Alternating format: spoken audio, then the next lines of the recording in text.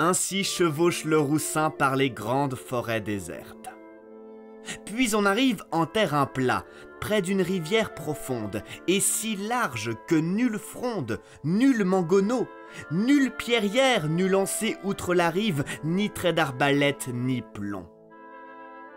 De l'autre côté de l'eau, s'élève un beau château de majestueuse ordonnance et d'apparence forte et riche. Pour ne pas mentir, ce château est muré si fortement sur sa falaise que jamais telle forteresse ne frappa les yeux des vivants. Dans ce château, un grand palais est bâti sur le rocher brut et tout construit de marbre gris.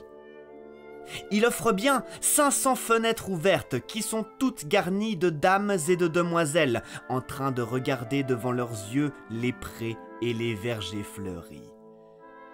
Beaucoup d'entre elles sont vêtues de soie sergée, de bliots de belles couleurs et d'étoffes de soie qui les vêtent. Plusieurs sont brodées d'or. Ainsi se tiennent aux fenêtres les demoiselles. En les regardant du dehors, on voit leur chevelure brillante et leur corps depuis la ceinture et plus haut. Celle qui menait messire Gauvin, la plus méchante fille du monde, vient à la rivière tout droit. Elle s'arrête, elle descend du petit palefroid pommelé et vient au rivage jusqu'à une nef enchaînée à une grosse pierre et cadenassée d'une clé. Sur le rocher était la clé de quoi la nef était fixée, et il y avait un aviron dans le bateau. La demoiselle s'est embarquée, le cœur empli de trahison. Elle attire son palefroid comme elle l'a fait maintes fois. « Vassal, dit-elle, descendez, et embarquez-vous avec moi, sans oublier votre roussin qui est plus maigre qu'un poussin. Vous détacherez ce chaland. Si vous ne passez la rivière, on devra vous enterrer ou vous jeter à l'eau. »« Vraiment, demoiselle. Pourquoi ? » ?»« Si vous voyez venir ce chevalier que j'aperçois, vous vous enfuiriez vite. » Alors messire Gauvin tourne les yeux et voit venir un chevalier parmi la lande fort bien armé. Et il demande « Ami, dit-il, ne vous déplaise, dites-moi qui chevauche ainsi mon bon cheval que m'a volé le faux traître que j'ai guéri ce matin de ses blessures. »« Je te le dirai, par Saint-Martin, dit la pucelle avec gaieté. Mais sache bien en vérité que je ne te le dirais pas si c'était à ton avantage. Mais au contraire, je suis sûr qu'il vient pour ta mésaventure. Je ne te cacherai donc pas que c'est le neveu de Grégoréas.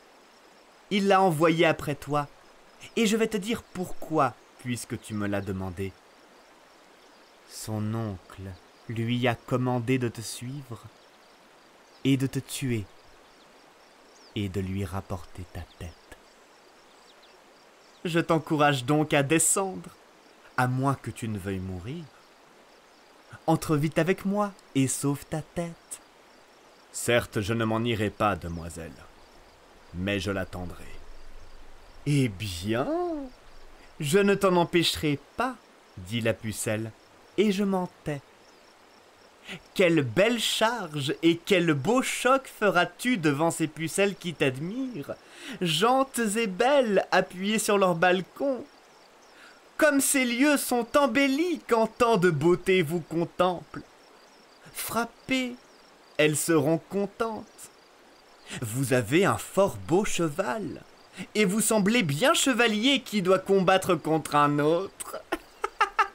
Quoi qu'il m'en doive coûter, je ne fuirai pas. Mais j'irai pour le rencontrer, car si je pouvais lui reprendre mon cheval, j'en serais joyeux. Alors il tourne la tête de son roussin de vers la lande, car son assaillant éperonne son coursier sur le sable de la plage.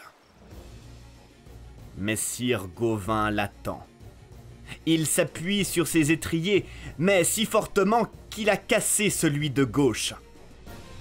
Il déchausse son étrier droit et attend ainsi l'adversaire. Car son roussin ne bouge pas. À force l'éperonnerait-il sans qu'il le fasse remuer? Hélas, être si mal à l'aise sur cette bête quand j'aurais tant besoin de toute mon adresse contre ce chevalier. Le chevalier lance à toute allure son cheval qui ne boite pas, et il frappe Gauvin de sa lance si fortement qu'elle ploie et se casse près du fer qui reste dans le bouclier.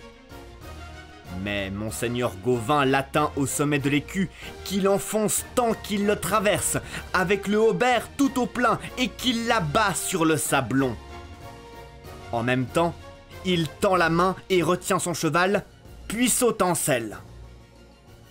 L'aventure lui paraît belle. Il a tant de joie dans son cœur que jamais, de toute sa vie, il ne fut si joyeux de rien. Il revient à la pucelle qui s'était embarquée, mais il ne la retrouve pas, ni elle, ni son bateau. Il est tout désappointé qu'elle soit ainsi disparue, sans savoir ce qu'elle est devenue. Comme il pensait à la jeune femme, il voit venir un bateau monté par un automnier qui arrivait du château. Cet homme, quand il fut au port, lui dit « Sire, je vous apporte le salut de ces demoiselles. Et en même temps, elles vous demandent de ne pas retenir mon bien. Rendez-le-moi donc, s'il vous plaît. » Gauvin répond « Que Dieu te bénisse et en même temps la compagnie de ces demoiselles. Je ne te ferai jamais perdre ce que tu me réclameras avec justice. Je ne veux pas te faire tort. Mais quel bien, me demandes-tu? Sire, vous avez abattu devant moi un chevalier de qui le cheval me revient. Vous me rendrez ce destrier si vous ne voulez pas me nuire. Ami, ce bien-là, dit Gauvin, me serait trop pénible à rendre, car je devrais aller à pied. Hélas, chevalier, désormais ces demoiselles que vous voyez vont vous tenir pour déloyales. En conservant ce qui m'appartient, vous vous conduisez mal. Jamais n'advint ni ne fut dit qu'en cet endroit un chevalier fut abattu dessous mes yeux dont je n'ai eu le cheval. Et du moins, sinon le cheval, délivrez-moi le cavalier. Alors messire Gauvin lui dit « Ami, prenez sans contredit le cavalier, je vous le donne. »« Sire, ce don n'en est pas un, dit le notonnier, par ma foi.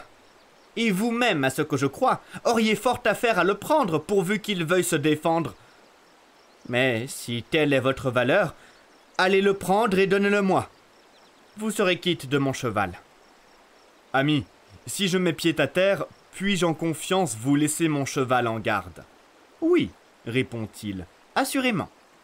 Je vous le garderai loyalement et vous le rendrai volontiers. De ma vie, je ne vous nuirai, soyez-en sûr. Et moi, dit Gauvin, je te crois sur ta promesse et sur ta foi. » Alors il descend de son cheval et le lui donne. Le notonnier le prend et dit qu'il le gardera de bonne foi. Messire Gauvin s'en va, l'épée en main, vers le blessé qui n'a pas envie de nouvelles blessures. Il a une telle plaie au flanc qu'il en a perdu bien du sang, et messire Gauvin s'approche. « Sire, je ne puis vous cacher, fait le pauvre tout effrayé, que je suis durement blessé. J'en ai saigné plus d'un septier, et je n'en veux pas davantage. Je me mets en votre merci. » Alors relevez-vous d'ici. L'autre se relève avec peine, et messire Gauvin l'emmène au notonnier qui lui rend grâce. Gauvin demande au notonnier s'il sait quelque chose de la jeune femme qui est arrivée avec lui et s'il peut dire où elle est allée. Il lui répond « Peu vous importe cette fille et où qu'elle puisse aller. D'abord, elle n'est pas pucelle, mais elle est pire que Satan. Ici même, elle a fait trancher la tête de maints chevaliers. Si vous voulez m'en croire, vous vous logerez aujourd'hui à tel hôtel comme le mien. Ce ne serait pas votre bien que de rester sur ce rivage, car c'est une terre sauvage où se passent des choses étranges. Ami, si tel est votre avis, je me range à votre conseil, quoi qu'il en puisse m'arriver. Il suit le notonnier qui lui a rendu son cheval. Il s'embarque et nage vers l'autre rive. La maison du notonnier était au bord de l'eau, et telle qu'un comte eût pu y descendre et s'y trouver bien. Le notonnier y accueille son hôte et son prisonnier. Il leur fait fête comme il peut. Messire Gauvin y fut servi de tout ce qui convient à Prud'homme. Des pluviers, faisans et perdrix lui sont offerts ainsi que des venaisons. Et les vins étaient forts et clairs, blancs et rouges, nouveaux et vieux. Le notonnier était joyeux de son prisonnier et de son hôte. Quand ils eurent mangé, on leur ôta la table et ils se lavèrent les mains. Toute la nuit, Messire Gauvin eut bon logis et son hôte à sa dévotion et fut enchanté du service de cet homme qui lui plut. Le lendemain, dès qu'il put voir que le jour était apparu, il se leva comme il avait accoutumé de le faire. Et le notonnier aussi se leva pour lui faire plaisir, et ils allèrent s'appuyer tous les deux à la fenêtre d'une tourelle.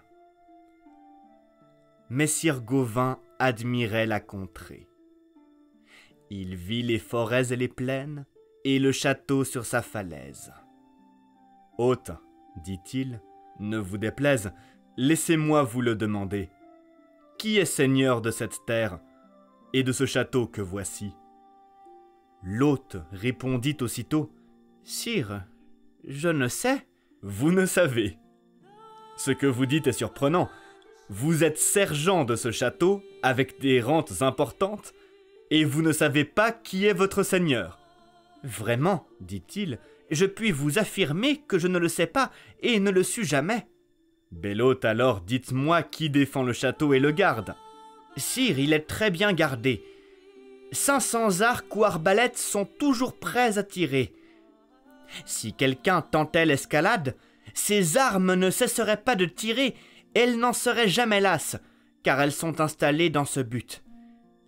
Je peux vous dire que nous avons une reine, très haute dame, riche et sage, et de très noble famille. Cette reine, avec ses trésors, elle est riche d'argent et d'or, vint demeurer dans ce pays et y a bâti ce fort manoir que vous voyez. Elle amena une dame qu'elle aime beaucoup, qui est reine comme elle, et qu'elle appelle sa fille. Cette dame a aussi une fille qui n'abaisse pas sa famille et ne lui cause aucune honte, car je ne crois pas qu'il en existe de plus belle et mieux élevée. La grande salle est garantie par art et par enchantement dont je vais vous entretenir s'il vous plaît que je vous le dise. Un clerc savant d'astronomie que la reine y amena a installé dans ce palais de si merveilleuses machines que jamais vous n'en vîtes de pareilles. Nul chevalier n'y peut entrer et y rester sain et vivant plus de temps qu'il n'en faut pour galoper une lieue, s'il est cupide ou s'il a tel vilain défaut comme tromperie et lésine. Ni lâche, ni traître, ni dur, et non plus félon ni parjure. Ils y meurent soudainement sans pouvoir retenir leur vie. Nous avons beaucoup d'écuyers rassemblés de divers pays qui servent ici au métier d'armes, et j'en compte plus de 500. Les uns sont barbus, d'autres glabres. 100 n'ont ni barbe ni moustache. 100 autres peignent leur barbe. 100 les rasent une fois la semaine. Ils sont 100 plus blancs que laine et 100 seulement grisonnants. Nous avons des dames âgées qui n'ont ni mari ni seigneur. Elles furent chassées par injustice de leurs terres et de leurs honneurs, parce que leurs maris sont morts. Et nous avons des orphelins qui suivent les deux reines, lesquelles les tiennent à grand honneur. Tous ceux qui vont et viennent dans le palais s'attendent à un grand miracle qui n'adviendra sûrement pas. Ils espèrent l'arrivée d'un chevalier qui les protégera, qui remettra les dames dans leurs honneurs, donnera des maris aux filles et chevalerie aux écuyers. Mais la mer se prendrait en glace plutôt qu'un chevalier entre au palais qui serait tel qu'on l'exige. Beau et sage et sans convoitise, preux et hardi, franc et loyal, sans vilainie ni aucun mal. Si tel il nous en arrivait, il pourrait tenir ce château. Il rendrait aux dames leurs terres, éteindrait de mortelles guerres. Les jeunes filles il marierait, et les garçons adouberait. Il éteindrait sans rémission les enchantements du palais. Ces paroles plaisent à monseigneur Gauvin. Hôte, dit-il, descendons. Faites-moi rendre mes armes et mon cheval. Je ne veux plus attendre pour y aller. Sire, où iriez-vous? Restez chez moi, Dieu vous protège, aujourd'hui et demain et davantage. Hôte, ce ne sera pas une heure. Que votre maison soit bénie, mais je veux aller, que Dieu m'aide, voir ces pucelles dans le fort et les merveilles que vous dites. Taisez-vous, sire. S'il plaît à Dieu, vous ne ferez pas cette folie. Croyez-moi, restez avec nous. Taisez-vous, hôte. Vous me prenez pour lâche et poltron. Et maintenant, que Dieu m'oublie si je cherche un nouveau conseil. Ma foi, sire, je me tairai, car ce serait perdre ma peine. Puisqu'il vous plaît tant, vous irez, quoique je m'en afflige. C'est moi qui vous y conduirai, car nul autre guide, sachez-le, ne vous vaudrait mieux que moi. Sire, je voudrais un don de vous. Hôte, quel don? Puis-je savoir? Vous me l'avez déjà promis. Bel hôte, à votre volonté je ferai, mais que je n'y ai pas de honte. Il commande que l'on sorte son cheval de l'écurie tout équipé pour chevaucher. Il réclame en même temps ses armes qui sont aussitôt apportées. Il s'arme et monte et prend la voie. Le notonnier rassemble ses rênes et monte sur son palefroid pour le conduire de bonne foi là où il le mène contre son gré.